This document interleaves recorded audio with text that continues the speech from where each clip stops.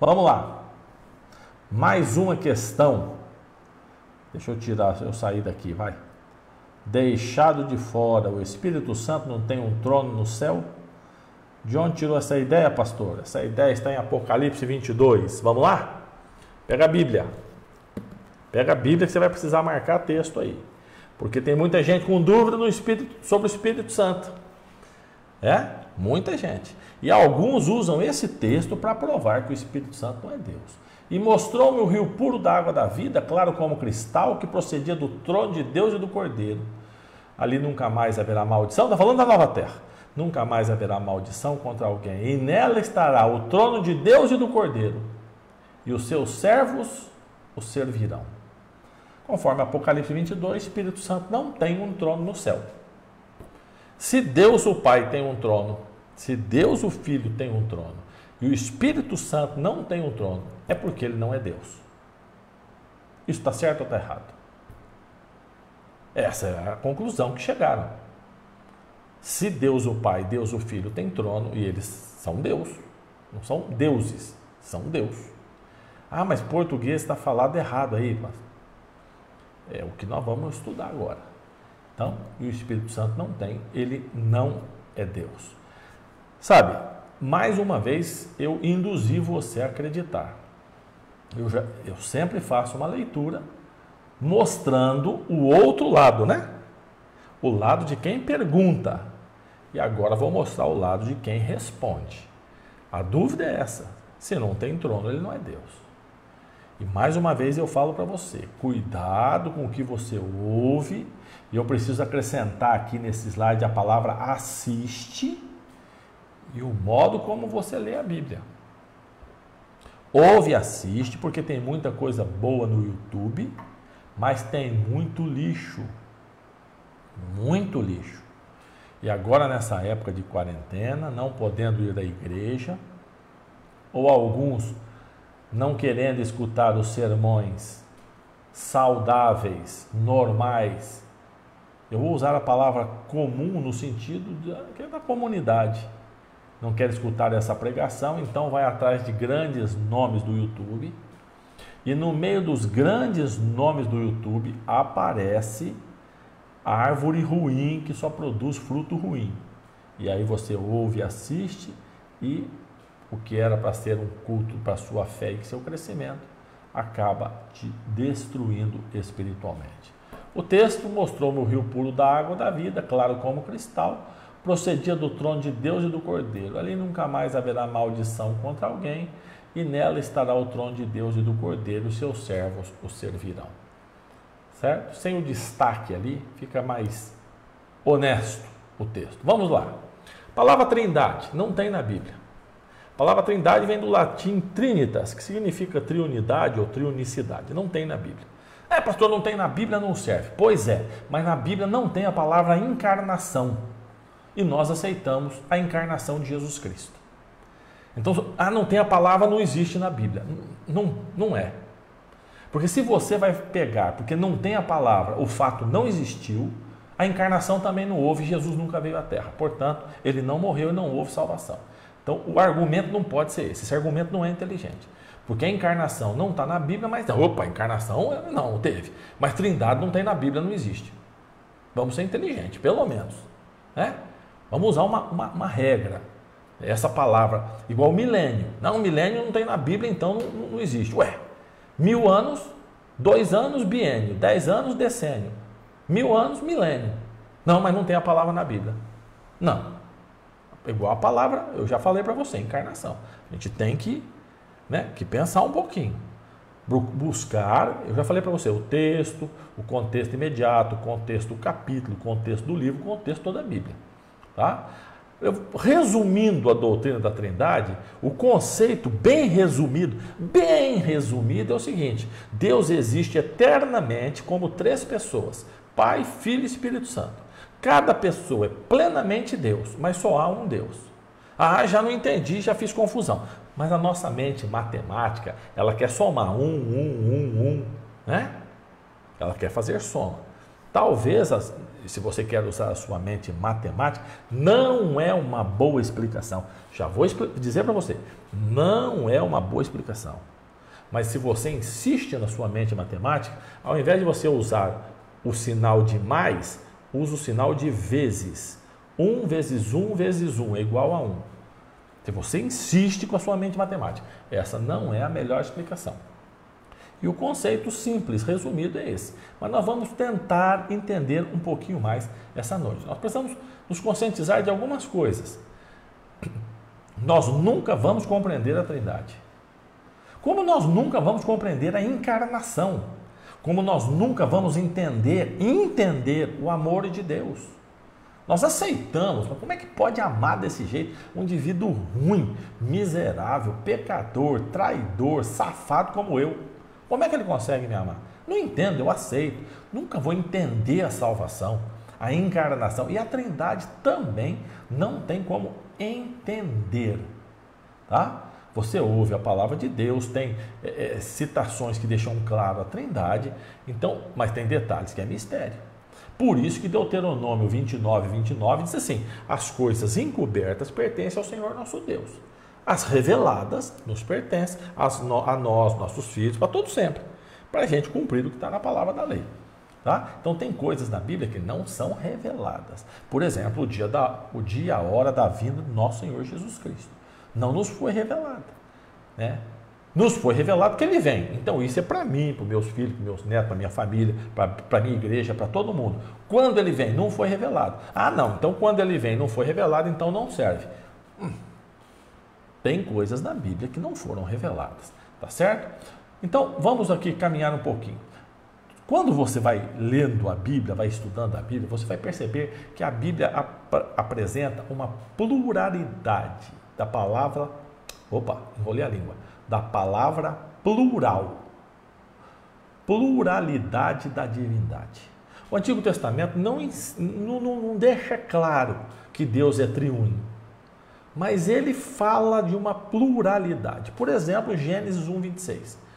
Disse Deus: façamos o homem à nossa imagem, conforme a nossa semelhança. Se Deus é só um, Deus é um, mas são 3 seres, um Deus. Mas se não fossem 3 seres, é um ser, a frase seria: farei o homem à minha imagem, conforme a minha semelhança. Quando ele diz façamos e nossa, já mostrou o plural, já entendemos que há mais do que um. Gênesis 3:22 disse o Senhor Deus: eis que o homem se tornou como um de nós. Ele teria dito: eis que o homem se tornou como eu, como um de nós. Tá? E Gênesis 11, verso 6 e verso 7, falando da Torre de Babel, o Senhor disse: vinde, desçamos, confundamos ali a sua linguagem, para que um não entenda a linguagem do outro. Desçamos, nós desçamos, nós confundamos. Senão ele diria: eu vou descer, eu vou confundir, tá certo? Então você vai perceber que há uma pluralidade. O Antigo Testamento deixa isso claro. Esse quadro, eu volto aqui, depois eu desapareço no final. Esse quadro, ele é fantástico. A hora que eu sumir, você dá um print aí no seu celular. Guarda isso. E apresenta quando alguém vier falar para você. Não, porque na Bíblia não fala do Espírito Santo. Fala com os mesmos atributos de Deus Pai e Deus Filho. Então, por exemplo, a Bíblia apresenta Deus Pai como Criador em Isaías 42. Mas João 1 diz que o Filho é Criador e Jó 33 diz que o Espírito Santo é Criador. Tá? Êxodo 20, verso 2 diz que Deus, o Pai é Deus, mas 1 João 5,20 diz que o Filho é Deus e Atos 5 diz que o Espírito Santo é Deus. Provérbios 15 diz que o Pai é onisciente, Mateus 9 diz que o Filho é onisciente e 1 Coríntios 2 diz que o Espírito Santo é onisciente. Apocalipse 1,8 diz que o Pai é onipotente, Mateus 28,18 diz que o Filho é onipotente e no Salmo 139 diz que o Espírito Santo é onipotente. O Salmo 139, no verso 1 e no verso 8, diz que o Pai é onipresente, mas Mateus 18:20 diz que o Filho é onipresente E no Salmo 139, do verso 7 ao verso 10, diz que o Espírito Santo é onipresente. Então, você vai encontrar o mesmo atributo, Pai, Filho e Espírito Santo. Por quê? Por quê que nós aceitamos? Nós, eu quero dizer, os que têm dúvida, porque a maioria concorda comigo aqui. Mas aqui, na Bíblia é clara, Pai, Deus, Filho, Deus, Espírito Santo, não existe. Mas ele é criador, ele é Deus, ele é onisciente, onipotente, onipresente. Não, mas ele é uma energia que emana do Pai. Onde está isso? Se ele tem os mesmos atributos que o Pai e o Filho possuem. Outro detalhe, a operação dos três harmoniosamente. Por exemplo, na criação do universo, o Salmo 102 diz que o Pai estava operando, agindo. Em Colossenses diz que era o Filho e em Jó diz que é o Espírito Santo. Entende? Então, no assunto da criação, você tem 3 textos na Bíblia. Um diz que é o Deus o Pai, um diz que é Deus o Filho e um diz que é Deus o Espírito Santo. Qual dos 3 está certo? Não, eu só aceito o que fala do Pai e do Filho, do Espírito Santo, não. Mas como é que nós vamos fazer? Nós vamos passar agora a ler a Bíblia e o texto que me interessa, esse eu quero, o texto que não me interessa, ele está errado? O que vai acontecer conosco? Nós acreditamos que a Bíblia contém a palavra de Deus ou que a Bíblia é a palavra de Deus? Se você acredita que a Bíblia contém a palavra de Deus, aí fica complicado, você entendeu? Porque assim, esse texto contém, esse texto diz para não roubar, eu quero roubar, esse texto não é a palavra de Deus. Ah, eu estou pensando em adulterar, ali diz para não adulterar, então não é a palavra de Deus. Não, aqui diz que tem que amar o próximo, as pessoas têm que me amar, então aqui é a palavra de Deus. Não dá. Aí fica uma Bíblia ao gosto do freguês, uma Bíblia à la carte, entendeu? A Bíblia, ela é a palavra de Deus, do começo ao fim, ali dentro é a palavra de Deus, capa a capa, Gênesis, Apocalipse, está lá. O que você faz? Você lê. Ah, eu não concordo. Não, isso é problema seu, você pode não concordar, mas você acerta isso com Deus. Agora, se você crê na Bíblia, ali está a palavra de Deus. Ali está, ela é a palavra de Deus, ela não contém. Outra coisa, ela não se transforma. Ah, é um livro comum, eu faço uma oração, pronto. Não, isso é magia. Não, ela não se transforma. Ela nem se transforma, nem contém, ela é a palavra de Deus. Agora, se ela é a palavra de Deus, se você crê nisso, então, na criação do universo, Pai, Filho e Espírito Santo, na criação do homem, eu vou sair daqui para você dar um print nessa tela. Gênesis 2:7, João 1:3 e Jó 26:13 fala de cada um criando o homem. Na inspiração das Escrituras, Hebreus 1:1, 2 Coríntios 13:3 e 2 Pedro 1:21 fala Pai, Filho e Espírito Santo inspirando. Ressuscitando Jesus Cristo. 1 Coríntios diz o Pai. Em João, Jesus diz que ele ressuscita. Em 1 Pedro diz que o Espírito Santo ressuscitou. Habitando na vida do cristão, Efésios diz que é Deus o Pai, Colossenses diz que é o Filho e 1 Coríntios 3,16 diz que é o Espírito Santo. Então, a Bíblia ela é bem clara e ela é harmoniosa, tá? Não está cada um para um lado, cada um pregando uma coisa. Outro detalhe interessante é a ação conjunta da Trindade. Por exemplo, João 14,16 diz assim, Jesus falando, ele, rogarei ao Pai, e ele, o Pai, vos dará outro Consolador, que é um da mesma espécie de Jesus, a fim de que esteja convosco para sempre. Quando ele apresenta o Espírito Santo no capítulo 14. Então aí você vê os 3 no mesmo verso. Eu, Jesus, peço ao Pai e ele manda o Espírito Santo. No verso 26, o Pai enviará em meu nome, no nome de Jesus, esse vos ensinará todas as coisas, esse quem? O Espírito Santo, e vos fará lembrar de tudo o que vos tenho dito. Você vai ver a ação conjunta, a mesma coisa, os 3 unidos. Em Atos 1, do verso 1 ao verso 4, né?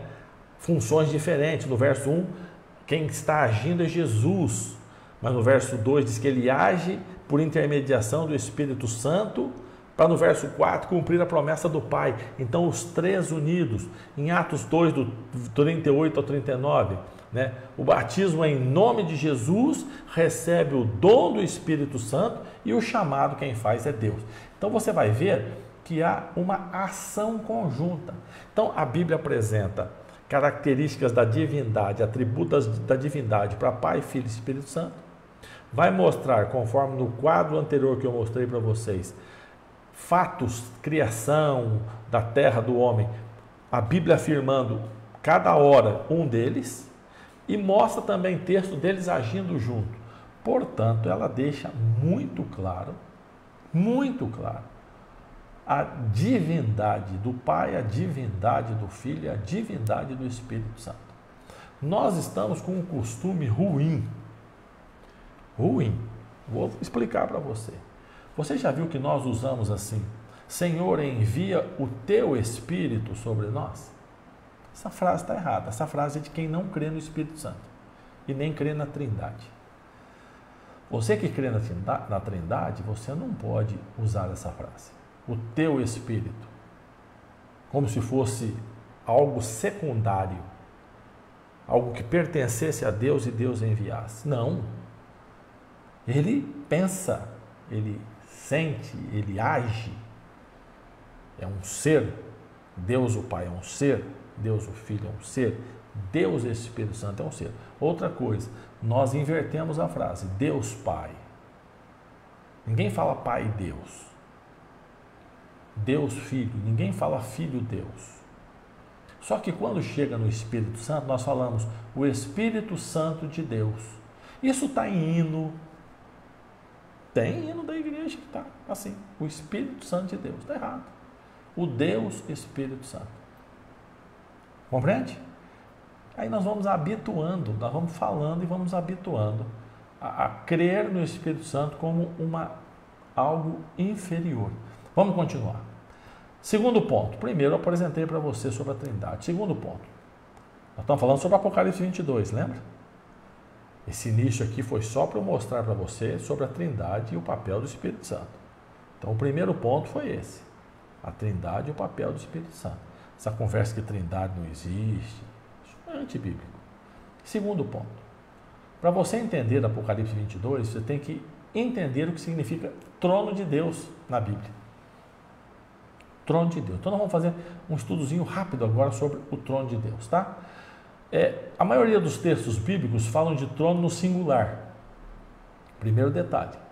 A maioria trono no singular. Por exemplo, Isaías 6:1. No ano da morte do rei Uzias, eu vi o Senhor assentado sobre um alto e sublime trono. Um trono. Então, peraí. Então parece que tem mais gente sem trono, não é só o Espírito Santo. Porque ele viu o Senhor sentado em um trono. Salmo 9, verso 7, diz: o Senhor está sentado em seu trono perpetuamente. E preparou um tribunal para julgar. Um trono. Apocalipse 4, no mesmo livro, Apocalipse 4. Deixa eu sair aqui no verso 2.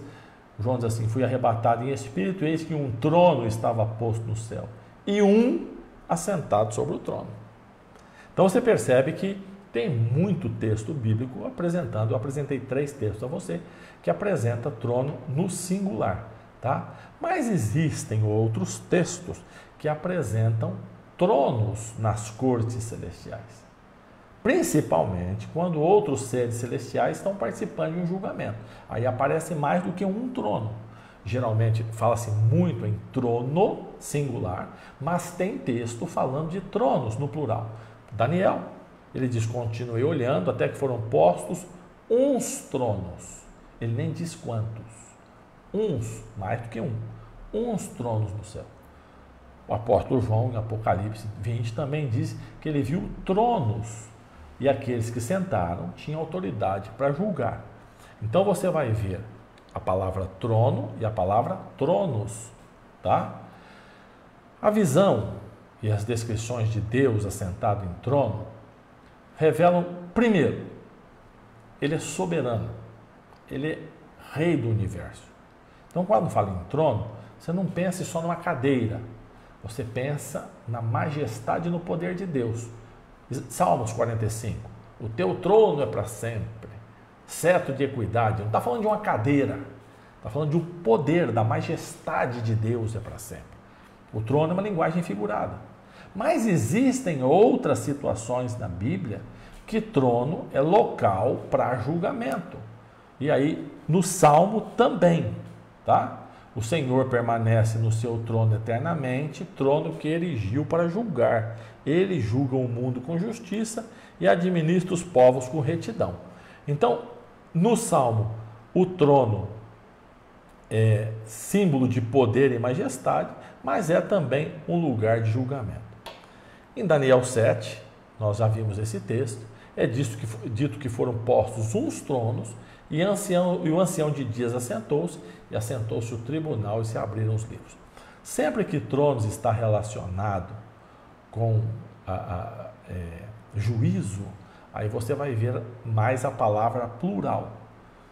Mas quando a expressão trono está usada em relação a Deus, a conotação geralmente ela é funcional. Para que funciona? O trono aqui simboliza o quê? O trono aqui simboliza o poder de Deus.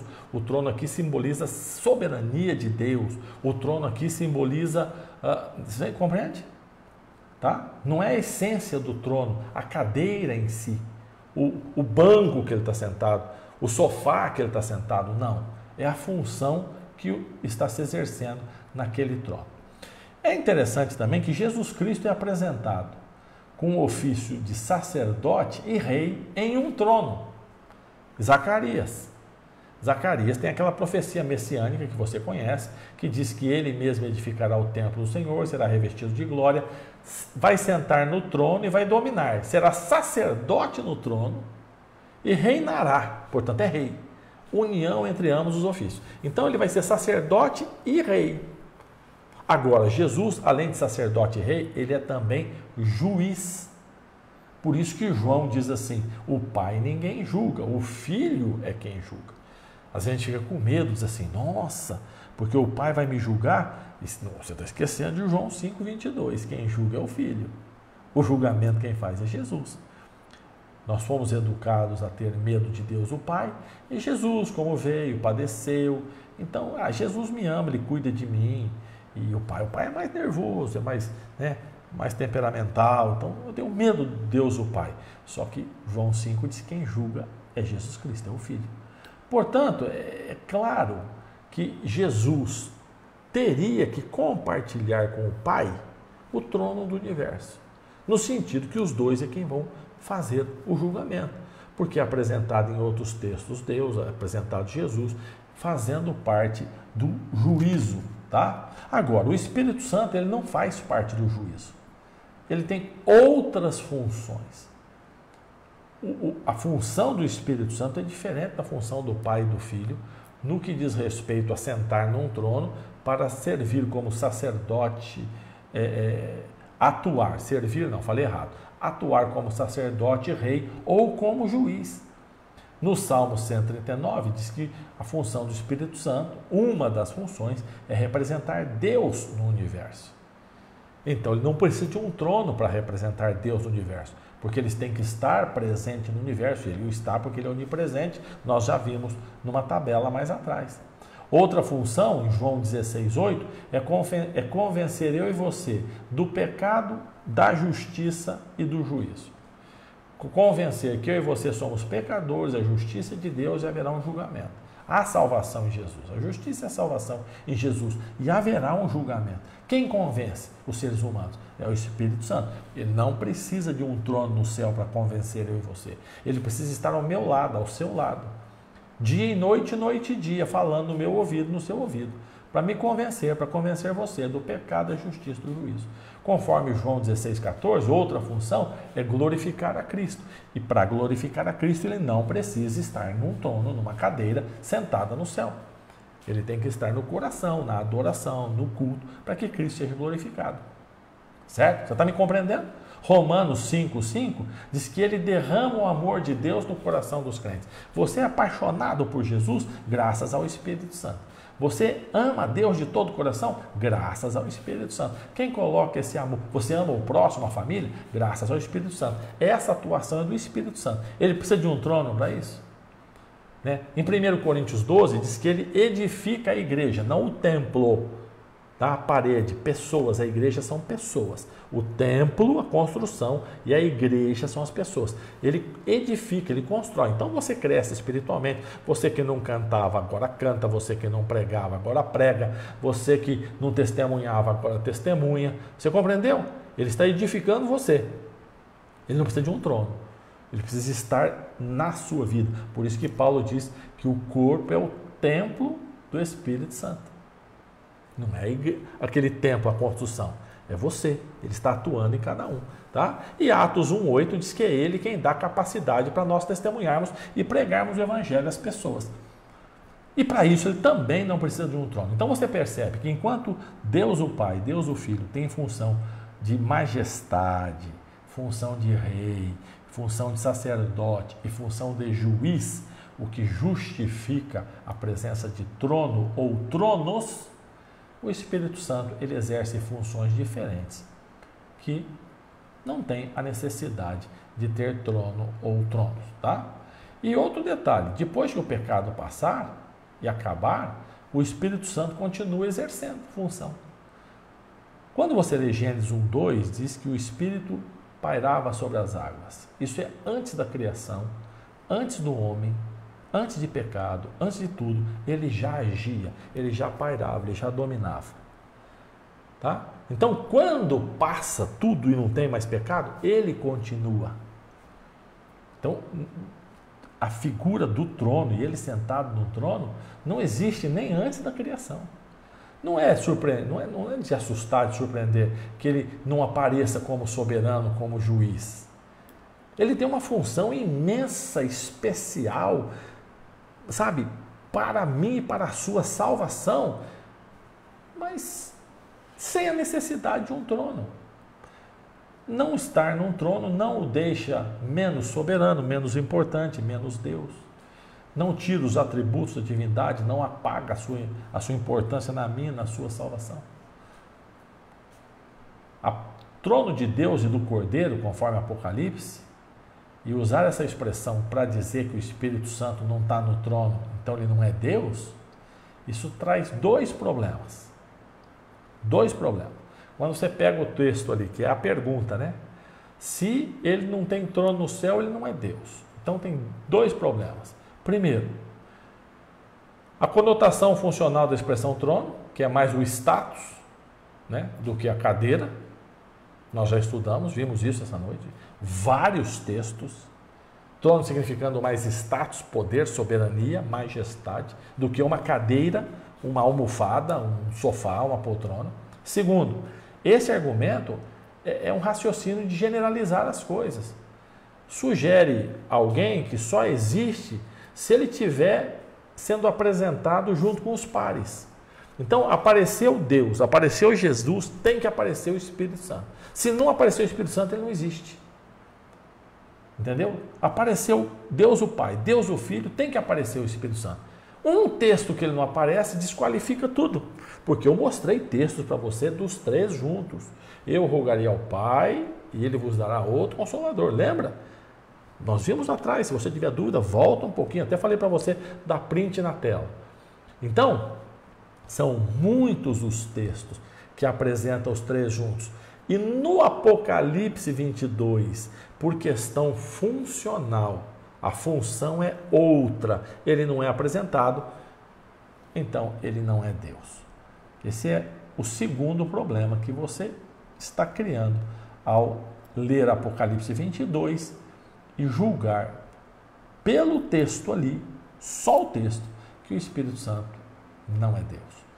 Tá? Tem vários textos na Bíblia que apresentam ao mesmo tempo Pai, Filho e Espírito Santo. Vários. Isaías 48, chegai-vos a mim, não falei em segredo, desde o princípio, desde o tempo em que aquilo se fez, eu estava ali, e agora o Senhor Deus me enviou o seu Espírito. Mateus 28, portanto, de fazer discípulos das nações, batizando em nome do Pai, do Filho e do Espírito Santo. Tem vários textos com os três juntos. E tem Apocalipse 22, que só tem dois. Então, porque no Apocalipse 22 não está o Espírito Santo, todos os outros textos não valem. Né? Lucas 3, Todo o povo se batizava, sendo batizado também Jesus, ele ora e o Espírito Santo desce sobre ele em forma corpórea, como pomba, e uma voz do céu, Filho amado, em ti me comprazo. Ali está Jesus, o Espírito Santo e Deus o Pai. Né? 1 Coríntios, deixa eu sair aqui para você ver a tela certinha. Opa, eu voltei mais do que devia. 1 Coríntios 12, a diversidade de dons, o Espírito é o mesmo. A diversidade de ministério, o Senhor é o mesmo. A diversidade de operação, mas é o mesmo Deus que opera tudo em todos. Olha aí, do verso 4 ao verso 6, aparece dons dizendo que é o Espírito, diversidade de ministério dizendo que é Jesus Cristo e diversidade de operações dizendo que é Deus o Pai. Eles estão unidos nos textos da Bíblia. 2 Coríntios 13, 14, a graça do Senhor Jesus Cristo, o amor de Deus o Pai, a comunhão do Espírito Santo, é uma bênção apostólica lindíssima, estejam com todos vós, amém. A graça de Jesus, o amor de Deus, a comunhão do Espírito Santo, os três, certo? Efésios 4, do 4 a 6, há um só corpo, um só Espírito, como também fosse chamado em uma só esperança, um só Senhor, uma só fé, um só batismo, um só Deus e Pai de todos, o qual é sobre todos e por todos. Então, um só corpo, um só Espírito, um só Senhor Jesus Cristo, um só Deus. Aí está, mais uma vez, os três reunidos. Então, qual que é a conclusão que nós chegamos quando nós estudamos esses textos? Embora ali no Apocalipse 22, ele não é apresentado junto com o Filho e com o Pai, sentado num trono, esse fato, esse texto, não pode invalidar todos os outros que apresentam o Espírito Santo com funções distintas, mas Deus importante, inclusive importantíssimo para a minha e para a sua salvação. Porque se eu tirar o Espírito Santo, aquele que me convence do pecado, da justiça e do juízo, quem vai me convencer? O Pai me criou, Jesus Cristo me salvou, mas eu só vou aceitar o Pai como Criador e Jesus Cristo como o meu Salvador através do Espírito Santo, o Consolador na minha vida, atuando todos os dias, me convencendo. Nós damos muito pouca importância para o Espírito Santo. As orações devem ser feitas ao Pai em nome de Jesus. Como o Espírito Santo tem uma função por trás dos bastidores, ele não aparece como, não morreu na cruz do Calvário, está no lugar de Jesus atuando, porque Jesus subiu ao céu e ele ficou, está atuando para a salvação de pessoas. Mas como ele não foi homem como nós, não sofreu como nós sofremos, nós costumamos relegá-lo a um segundo plano. Abandonamos os textos bíblicos e agora está numa moda grande de não se crer mais no Espírito Santo, deixá-lo de lado, e isso é um risco. Porque há um texto, nós já estudamos em outro momento, o chamado pecado contra o Espírito Santo, o pecado que não tem perdão. É interessante, pensando como alguns, um ser sem nenhuma importância como o Espírito Santo, talvez inexistente, por que o pecado contra ele é tão grandioso? Você sabe que o pecado contra ele é grandioso, não porque eu deixei de crer no Espírito Santo, mas porque a repetição de um pecado faz com que eu não ouça, mas eu decida, é livre e espontânea vontade, não ouvir o Espírito Santo falando comigo. Isso me leva, então, a não pedir perdão em nome de Jesus e ser perdoado. O papel dele é primordial na manutenção da minha e da sua fé, na distribuição dos dons chamados dons espirituais, para que você cresça na sua fé. É primordial para convencer que você pecou e precisa se arrepender. É primordial para ajudar você a lembrar os textos da palavra de Deus que você estudou. Inclusive, foi ele quem inspirou os profetas a escrever a Bíblia. E eu quero convidar você a não desprezá-lo mais. Você continua com dúvidas? Releia. Esse estudo, daqui a pouquinho, ele está no YouTube e você pode até me ajudar participando ali, compartilhando, assistindo. Clica lá no sininho, se inscreve, clica no sininho para você receber os vídeos. distribuir os vídeos para quem tem dúvida. Assista de novo, leia texto por texto, ore, peça que Deus ilumine sua mente. Ele vai usar o Espírito Santo. Ele vai usar não, eu já falei bobagem. O Espírito Santo é quem vai iluminar a sua mente, para você entender. E a hora que você entender, de uma vez por todas, creia, ame, adore, aceite e prepare-se para o encontro com Ele no dia da volta de Jesus.